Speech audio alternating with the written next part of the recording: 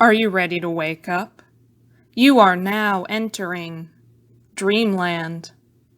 Hi, everyone. Welcome to Now Entering Dreamland, a podcast about dreams, sleep, and everything in between. Welcome back to those of you who have been to Dreamland before. We're happy to have you back. And welcome to those of you joining us here in Dreamland for the first time.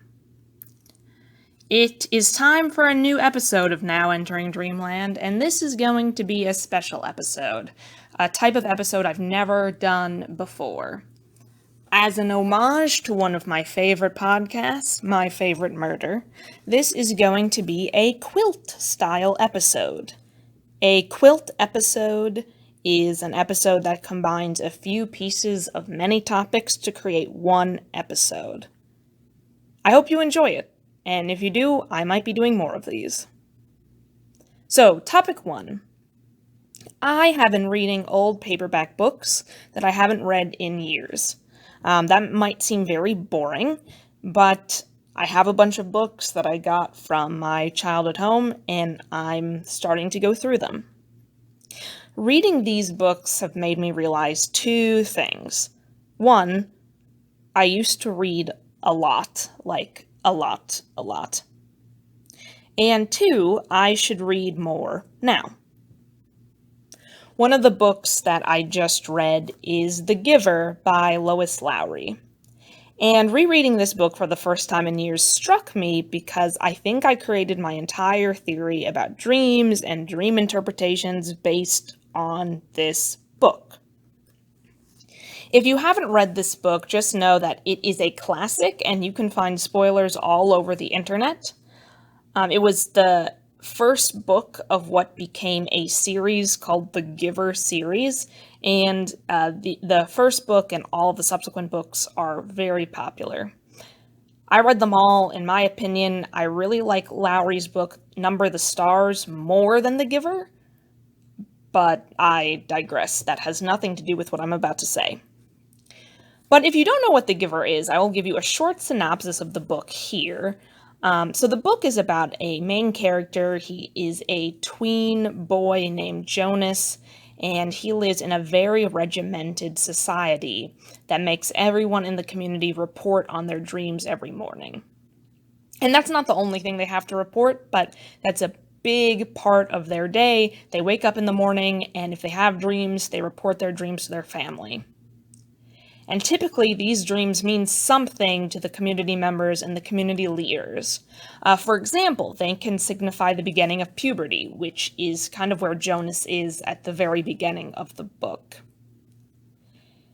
And I read this book for the first time, I think since I was in middle school or high school, and it made me really stuck on an idea.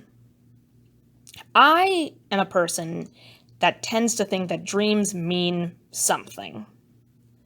But what do they mean exactly? If you look online, you can type in the different symbols and the different images you've seen in a dream, and so many different websites say different things. So, what do your dreams mean? And I guess when I say that, I'm also saying, what if your dreams actually mean nothing? Do you ever fall asleep in front of a television and you wake up to a new program or a new movie that's running, and you try to figure out what's happening? But it's almost impossible to figure out what's happening because it's just a random snippet or a scene of entertainment. You haven't seen anything leading up to it, and you don't see anything coming after it because shortly after you watch this, you fall asleep again. What if that's all a dream is? Just a way for your brain to process the random things you see during the day, like a possum crossing the street or a funny-looking bag blowing in the wind. But that's all it is. It's just a bunch of random images, and it doesn't mean anything. There isn't any symbolic meaning towards it. So, for the first time since I started this podcast, I am including a poll. Yes, I created a poll, and I am including it here on the website, nowenteringdreamland.com, and I would just love some feedback. Do you think dreams have deep personal meaning in your life, or are they just random images without any symbolic meaning? Or Is it a combination of both of those things? I'm embedding the survey here, and if you have some time, I would really appreciate if you took the survey, because I want to know what you think. For the next part of this quilt episode, I am going to talk about me personally. So I often talk about my sleep issues on this podcast. In a recent comedy show I performed, I personified the internal thoughts I have at night that make falling asleep sometimes very difficult to even impossible. And I'm including a snippet of that show here because I think it would interest the podcast audience. Before I include the clip here, I do want to say a sincere thank you to the People Improv Theater, the Pitt Solocom, for letting me perform in their show this past weekend. It was a really, really fun and rewarding time. So, without further ado, and sometimes here is the clip. I imagine the inside of my brain looks like this. Oh, well, time to go to sleep. Did you lock the door even? You're just gonna go to sleep?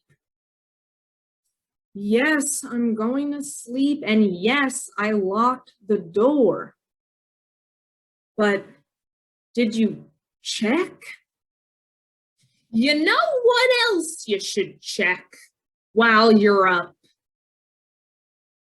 Your alarm clock. That's a great idea, Fear. Check your alarm clock. You might have forgotten to set it for the first time in 25 plus years of using an alarm clock. No, I was going to say check on Pompeii. Remember Pompeii? Remember something bad happening there? Check it out. Do some research. No time like the present. It's 2 a.m. Who cares? No, I'm not going to check on the alarm clock or do any research into Pompeii. I checked the door. It's locked. I'm going to bed. Good night. Mountain Dew! What? Why are you talking about Mountain Dew? Oh, I just want one is all. I was just thinking about one.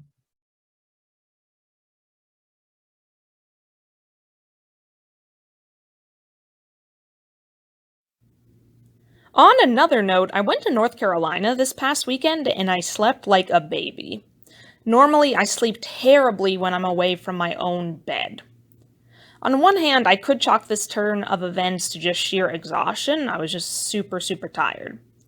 But on another, I truly think I slept so well because I felt good and I felt safe, and I was surrounded by people who I love and respect and trust. And I think all of that's a really good recipe for good sleep. And it really made me think maybe the reason I hadn't usually slept well when I was away from home is because I was on, business trips during that time, and that's a time of high stress. And you're not going to sleep well when you're really stressed. And I think I say all this to say, I wish I had weird dreams or bad dreams even to report to this podcast to give an update about what I was talking about earlier in the season, but I have no new report. I've actually had very few dreams, and the snippets of the dream I remember, they're all pretty blah, or even kind of happy. So, no updates from me on that front. But with me talking about dreams and reflecting about dreams, it's a great transition to the last part of this quilt episode. And that transition is to say, I am creating some different content for this podcast and the website. I don't want to let the cat out of the bag, so to speak, but I can say this. This new content will be a multi-part story involving shared dream experiences. The first part of the story will be released soon on this channel. And I just want to say this is not going to be a true story. I want to say that right up front. But this is something that I've been tinkering with and working on for some time. And if you like stories and you like dreams, I think you'll find this content interesting. And with that, our quilt is completed. Thanks so much for tuning in to the latest Now Entering Dreamland episode. You can find an archive of all of our past episodes and subscribe to get the latest content directly to your email on the website Now Entering